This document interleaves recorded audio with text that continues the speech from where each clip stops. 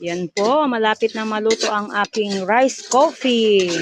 Yan po, medyo kailangan nating magtiis sa usok kasi sinusundan tayo ng usok.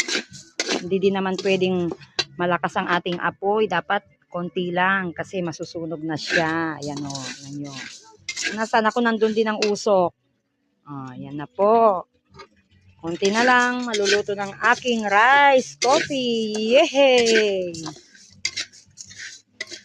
Kasi nowadays, masyado nang malamig pag madaling araw or sa gabi, kaya mas mabilis na pong maubos ang aking rice coffee. Minsan pati yung kapitbahay. Shout out sa aking kapitbahay na nakikikape na din dahil nagustuhan niya ang aking rice coffee. Yan po, ang aking rice coffee. Nagawa ko na.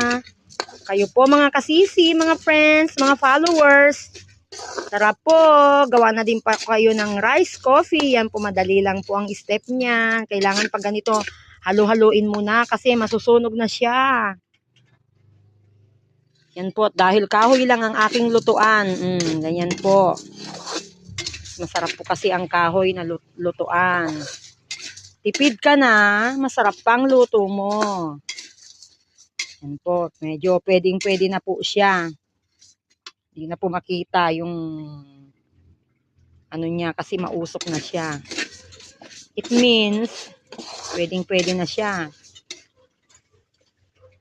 Yan po.